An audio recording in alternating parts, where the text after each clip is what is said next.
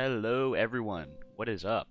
Now, today's video we're going to be starting a series. It's going to be slightly different from some of the more draft focused videos and content that this channel has pumped out before. Instead, we'll be taking a step back and looking at some more general decision making in Pokemon. Instead of things like team building and draft, stuff like that. More focused on how you can improve your gameplay within. First thing that we'll go over today is a very brief concept overview of a concept called the dominant decision. Now, what is a dominant strategy? To answer this question in the most basic way possible, try to keep this brief. It's pretty much a decision that gets the best outcome for you regardless of whatever your opponent does. The idea is that the decision will constantly benefit you rather than leaving you in an all or nothing scenario. So if an option leaves you winning or neutral at the very least, no matter what your opponent does, that is a dominant strategy. Now, what does this look like in Pokemon? An easy example would be something like pivoting move. For example, in this scenario, we see a Samurott easily in range of Meowscarada's U-turn, meaning the dominant decision in this scenario is to go for that U-turn. If they stay in, as they do in this video, at worst, you get a little bit of chip in return for a kill. This is a winning trade. In the event the opponent does switch out, you get good damage with your U-turn, and you get to keep yourself in a favorable one-on-one. This is also a winning spot. In any scenario, they stay in or they switch out. Pressing U-turn in that spot will give you an advantage. Another way to easily apply this is with endgame clicks. Looking at this turn, for example, Great Tusk has just killed one of our Mons. The dominant option here is to send out Greninja and click Ice Beam. Not only is it pressuring a kill on a Great Tusk, right? But thanks to so much damage on Cinderace, it's at 50%, it's going to be pressured to come into an Ice Beam, and it's not really going to be able to tank too because it's such a frail Mon.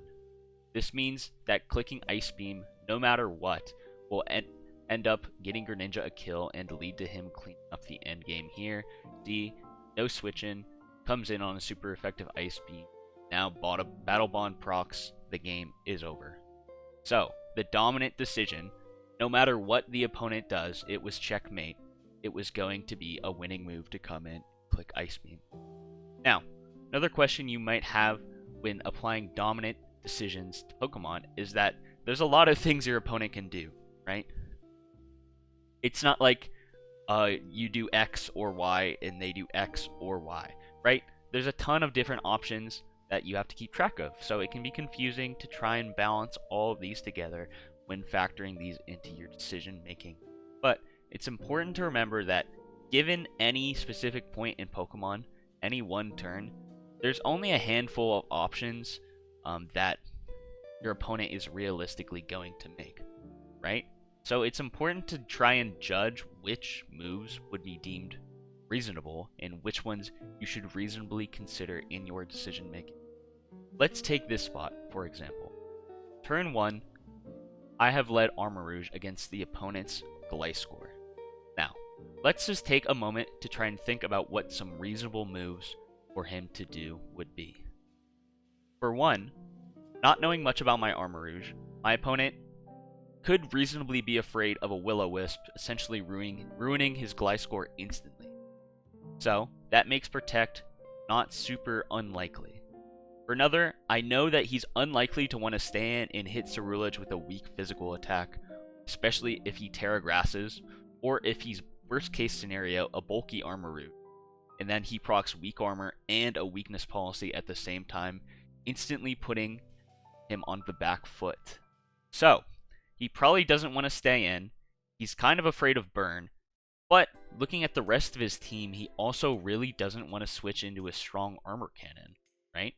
With the exception of Tentacruel. Knowing this, the decision-making chart simplifies a lot. Even though it's turn 1 and there's like infinite theoretical decisions on the table, if we stop and think about what our opponent is likely to do, there's only realistically a handful of moves they'll be making. So our decision chart goes from something infinite, something that's endless. You can get lost in thought just thinking about it.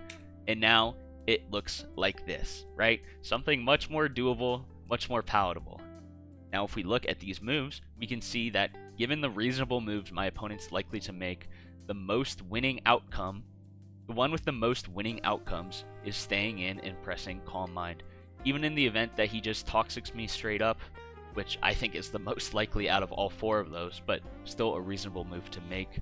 It's still not that bad. I come out with a +1 boost and almost a full HP bar on a very threatening Pokemon, so it's still playable. So, I stay in, press Calm Mind on the Protect, and now I'm in a very advantaged spot, right? So, with these concepts in mind, it's time to go over an extremely important concept in Pokemon, that being the mid-ground. These are so important. If there's one thing that you could take away from this video, it's that if you learn how to use these things, if you learn how to employ mid-grounds well, your games will be so much more consistent. Alright? So, the idea of a mid-ground is that you're choosing the option with the most positive outcomes across every option your opponent has. For example, if we look at this scenario with Goodra Hisui, it's just swapped in on a likely Choice Scarf Munkidori, Psychic dealing 11, he's gonna be forced to switch out here. Now, you might be tempted to think that the decision-making chart looks something like this. I can either use a fire move into Corviknight for good damage, or if Sylveon switches in, it'll do nothing. Or I could press a steel move, try to snipe Sylveon, but if Corviknight switches in, it does almost nothing too. Right? It can be tempting in Pokemon. It's really easy to fall into this kind of trap where you just think it's all or nothing. I have this option that gets me something, or this option that gets me something, but if I get it wrong, I'm getting nothing. But in scenarios like these, it can be hard to remember that there are other options. For example, if he knocks off either switch in, he's making guaranteed progress. Even if Sylveon switches in for not a lot of damage, it's still going to be afraid of our steel move, meaning that versus if it switches in on a fire move, he gets it right, and then he gets to switch out with very little consequences, not much chip at all. If we instead click knock off, we're hitting everything, and now if Sylveon wants to come in, it's forced to switch out, and it doesn't have an item, which is much more progress than we would otherwise get in this scenario by going for our 50-50 all-in option. So, before we wrap this up, I do just want to make one thing clear. This is not a magic concept that works every time. Alright, Pokemon is a game where you're also playing against someone thinking about what you can do and what your moves will be. So if you make the safest move every time, there are ways that can be read and punished by your opponent. But one thing I do want to be very clear about is that if you do employ these strategies game to game, you will find yourself in less spots where you're forced to make a play. You will find yourself in way more advantageous spots, which can also lead to you making more plays because they're coming from less risky and more rewarding spots. So, just something you can do to make your game more consistent. Forgot the word there. All good. In conclusion, when you're in game, do not feel like you have to rush through all your moves. Alright? Sometimes it's great to just stop and consider your options. Alright? Force yourself to stop and think about what your best moves are, and that'll get you in the proper mindset to make more consistent decisions. You need to stop and ask, is there an option here that'll always put me in a winning spot? Constantly look for those dominating moves, especially in the end game where there's less options and it can become more clear that there's just something that will win you the game every time, right? Play for those, look for those, especially in the end game. If not, is there an option that catches most of the things my opponent wants to do decently enough? Look for those mid-grounds, and I promise you will make consistent progress and your games will be much easier. Thank you for watching. It's going to be all from us today. if you're watching this when it comes out, be sure to catch King's Court Finals this weekend on Sunday. It will be live streamed there. Can't wait to see you all, and I hope you have a great day. Thank you very much.